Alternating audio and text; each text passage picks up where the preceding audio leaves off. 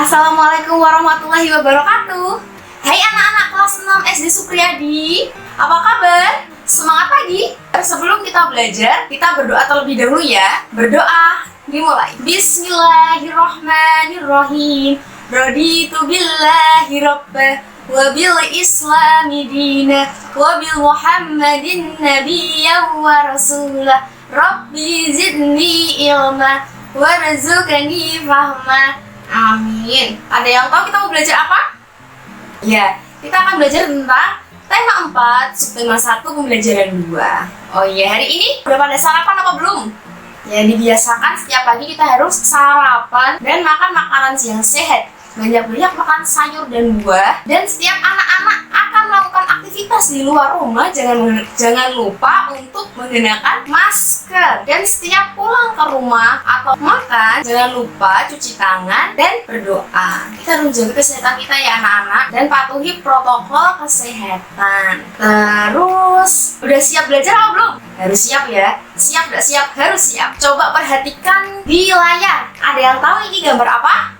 Iya, di samping ibu ini ada kain batik. Kain batik merupakan produk asli Indonesia. Dan kain batik kita ini, produk Indonesia ini yang ibu kenakan juga ini ya, produk asli Indonesia dan sudah dikenal oleh dunia. Sekarang ini ada teks bacaan ya anak-anak. Kita baca teks bacaan bersama ya. Pas 6 harus semangat. Yuk. Hani anak seorang pengrajin batik. Ayahnya seorang pengusaha kain batik. Dahulu ayahnya Hani usahanya kecil. Ayah ini terus berusaha mengembangkan usahanya sehingga kain batik bisa terjual sampai ke luar negeri. Ayah ini menggunakan reklame untuk mempromosikan produknya. Coba perhatikan lagi ya. Berikut ini adalah gambar reklame milik Ayah Hani, Nusantara Batik, menyediakan berbagai corak dan warna menarik khas Indonesia. Karya jari-jari tangan anak bangsa. Terus di bawahnya ada kontak person yang bisa dihubungi untuk memesan kain batiknya. Sekarang, ibu mau tanya, apa itu reklame? Ada yang tahu reklame itu apa?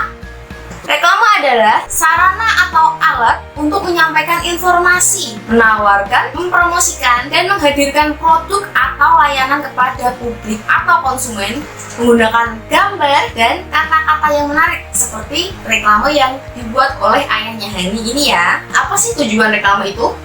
Reklame bertujuan untuk menawarkan dan mengajak pembaca agar mengikuti anjuran atau membeli produk yang ditawarkan dan meyakinkan bahwa barang yang ditawarkan berkualitas baik. Jadi adanya reklame ini untuk memberitahu orang yang membaca atau melihat biar mereka tertarik apa sih itu yang ditampilkan, dan itu gunanya untuk menarik perhatian karena kita melihat wah gambarnya menarik, kata-katanya menarik, terus kita juga tertarik untuk melihat itu apa kata-kata apa, itu gambar apa.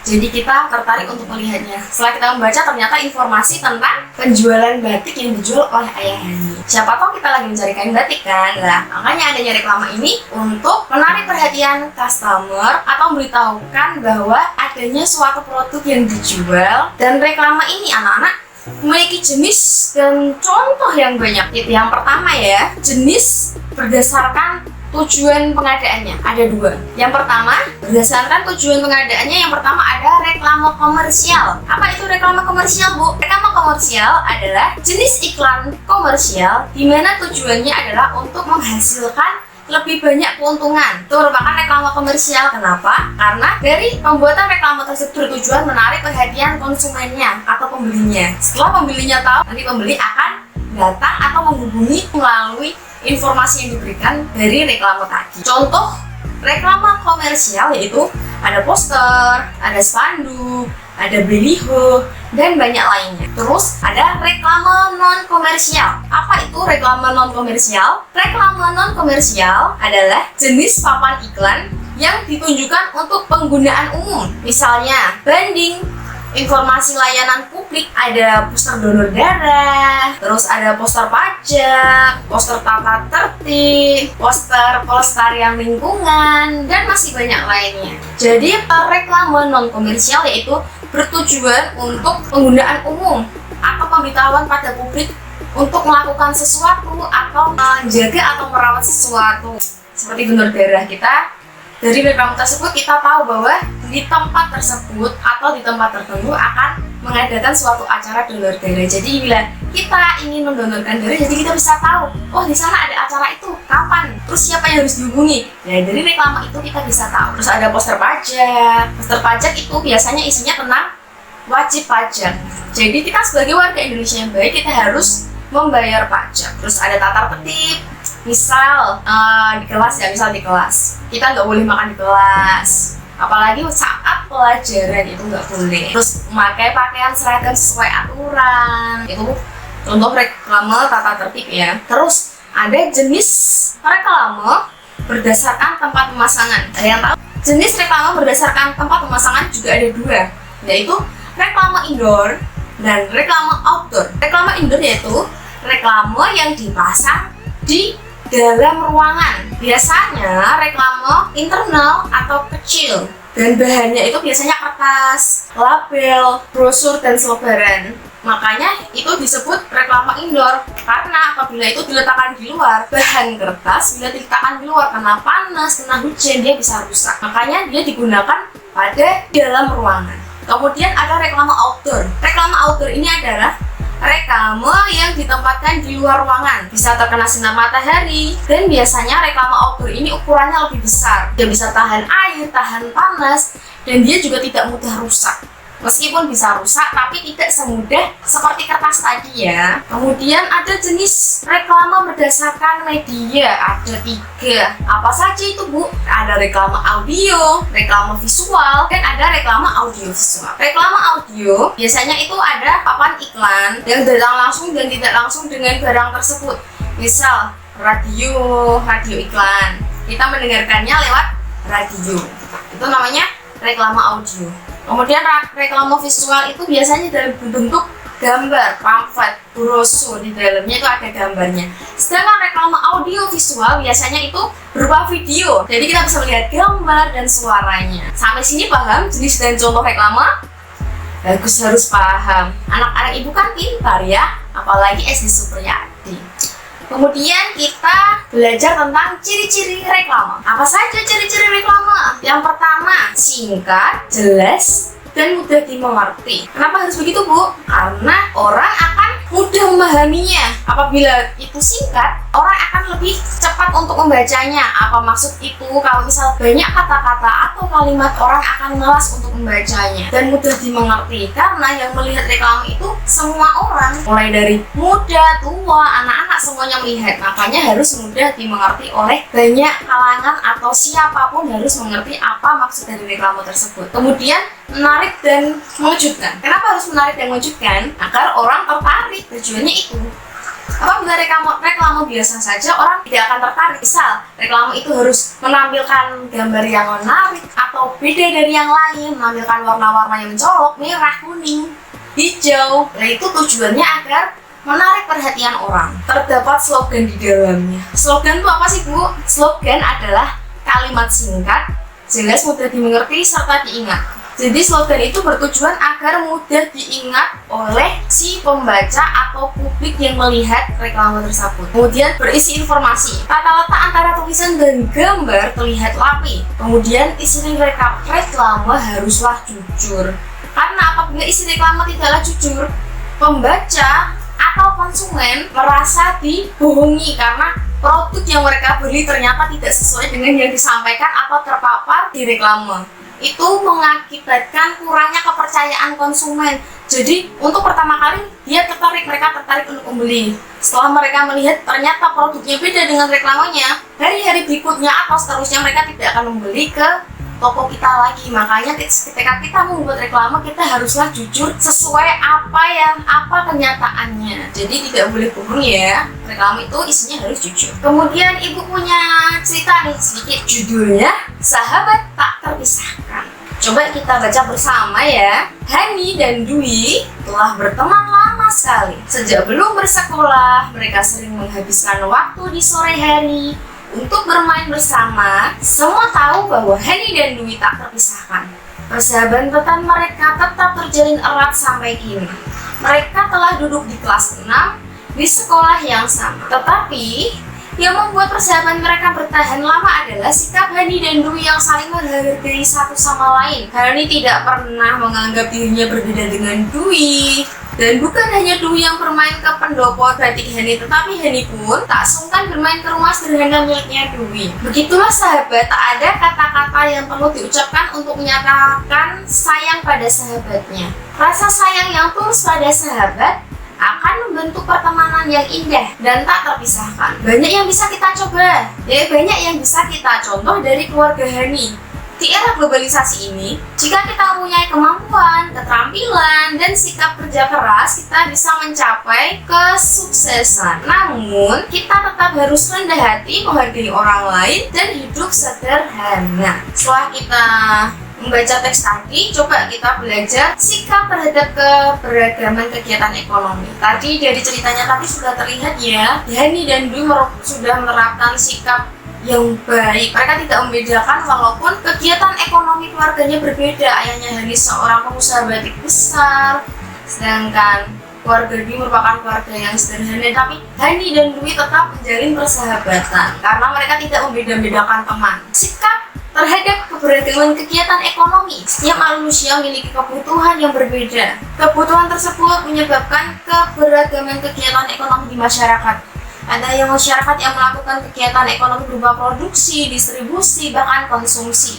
Contoh kegiatan produksi adalah dari petani jagung, peternak ayam, nelayan, itu melakukan produksi. Terus contoh kegiatan distribusinya apa, Bu? Contoh kegiatan distribusinya yaitu ada pengantar barang seperti kurir, pedagang telur, ecer, agen beras. Terus contoh kegiatan konsumsinya yaitu ada pembelian makanan dan minuman, pembacaan buku, dan pengendara sepeda. Dari cerita tadi dan perbedaan keberagaman kegiatan ekonomi, gimana sih sikap yang harus kita terapkan dalam keberagaman ekonomi di lingkungan sekitar? Gimana anak-anak? Ada yang tahu? Iya, ini ada contohnya nih.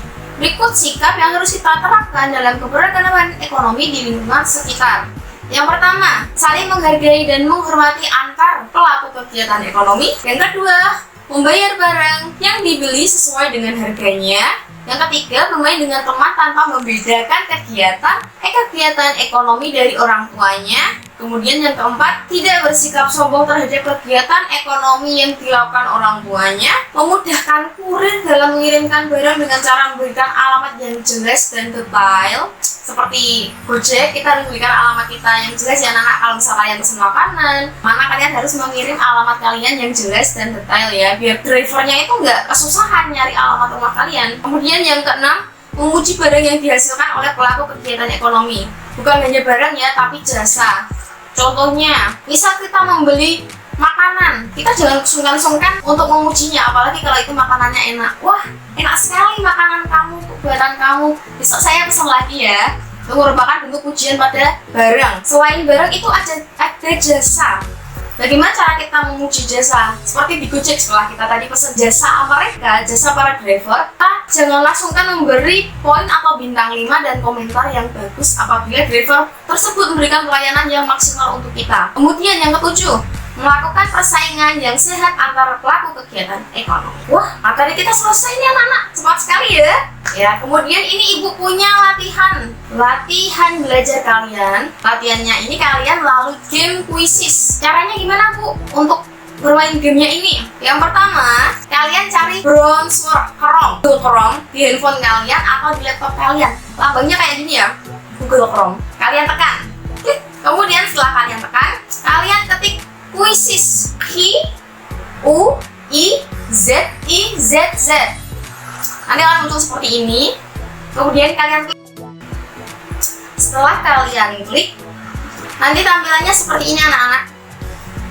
Kalian diminta untuk memasukkan kode. Kodenya itu ini ya, diperhatikan kodenya. Jadi di situ kalian disuruh memasukkan kode. Kodenya kalian ketik saja di sini. 1807 35 20. Setelah kalian ketik kodenya, kalian klik gabung. Kalian ketikkan nama kalian, nama, kemudian kelas, dan yang terakhir nomor absen. Kalian klik mulai ya. Nanti akan muncul tampilan seperti ini anak-anak. Di sini ada yang bergambar mobil dan ada yang warnanya ungu. Jika kalian pilih gambar mobil, suaranya akan seperti ini ya. Seperti ini. Kemudian ketika kalian klik yang warna ungu, musiknya akan berbeda dan backgroundnya itu juga polos seperti ini. Terserah kalian mau pilih yang ungu atau yang gambar mobil. Setelah kalian pilih sesuai kesukaan kalian klik mulai game. Setelah kalian klik mulai game ini, soal akan keluar.